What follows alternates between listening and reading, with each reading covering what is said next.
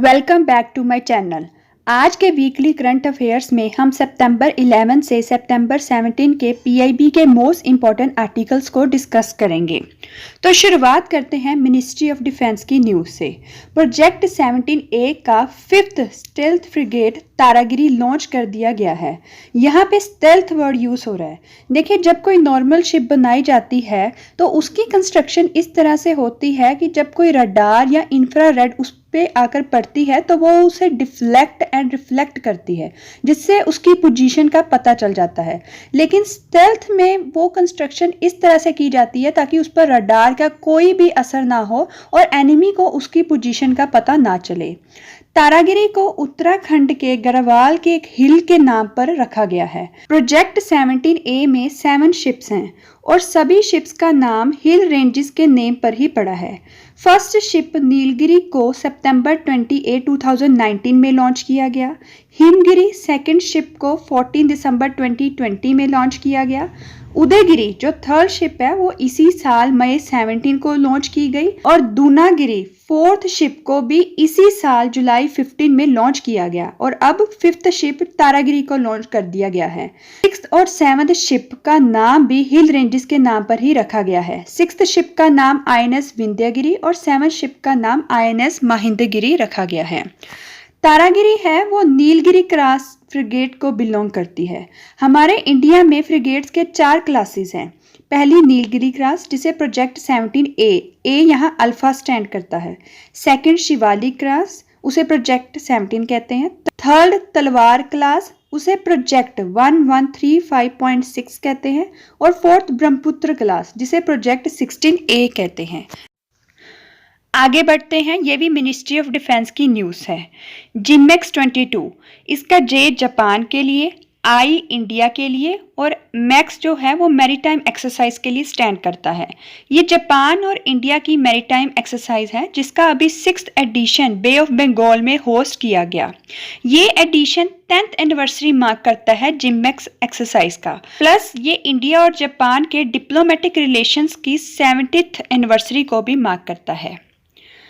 आगे बढ़ते हैं मिनिस्ट्री ऑफ कॉर्पोरेशन की न्यूज़ से। हमारे देश में ग्रेटर नोएडा में इंटरनेशनल डेयरी फेडरेशन का वर्ल्ड डेयरी समिट 2022 को होस्ट किया गया। 1974 में पहली बार ये समिट इंडिया में हुई और अब जाकर ये 2022 में इंडिया में होस्ट की जा रही है। इसका थीम है वो है dairy for nutrition and livelihood. इसमें 50 कंट्रीज के 1500 पार्टिसिपेंट्स जिनमें industry leaders, farmers, experts, policy planners ये सब पार्ट लेंगे। वर्ल्ड डेयरी समिट ये इंटरनेशनल डेयरी फेडरेशन की एनुअल मीटिंग है जो हर साल कराई जाती है।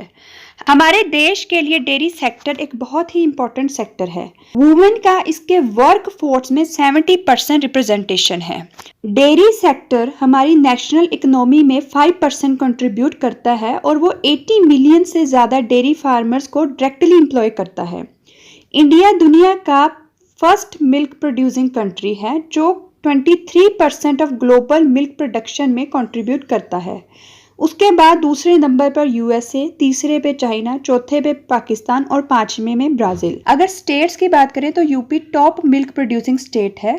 उसके बाद दूसरे नंबर पर राजस्थान, तीसरे पे मध्य प्रदेश, चौथे पे गुजरात और 5वें में आंध्र प्रदेश। हर साल जून 1 को वर्ल्ड मिल्क डे मनाया जाता है। ये डे 2001 में फूड एंड एग्रीकल्चरल ऑर्गेनाइजेशन के द्वारा इंट्रोड्यूस किया गया। तो वर्ल्ड मिल्क डे का 2022 का जो थीम वो डेयरी नेट जीरो था। हमारे देश में भी 26 नवंबर को नेशनल मिल्क डे मनाया जाता है to honour doctor Verghese Kurien. Verghese Kurien को father of India's white revolution कहा जाता है। वाइट रेवोल्यूशन जिसे ऑपरेशन फ्लड भी कहते हैं, ये 1970s में नेशनल डेयरी मिल्क बोर्ड के द्वारा इंट्रोड्यूस किया था। इस ऑपरेशन फ्लड में हमारे देश के जो डेयरी कोऑपरेटिव्स हैं उन्हें बहुत पुश फॉरवर्ड किया गया। इसी में से अमूल जो आज हम सुनते हैं वो निकल के आया था। हमारी गवर्नमेंट ने बहुत सारे इनिशिएटिव्स लिए डेयरी सेक्टर के इम्प्रूवमेंट के लिए, जिसकी वजह से मिल्क के प्रोडक्शन में 44% इंक्रीज हुआ है लास्ट 8 ईयर्स में।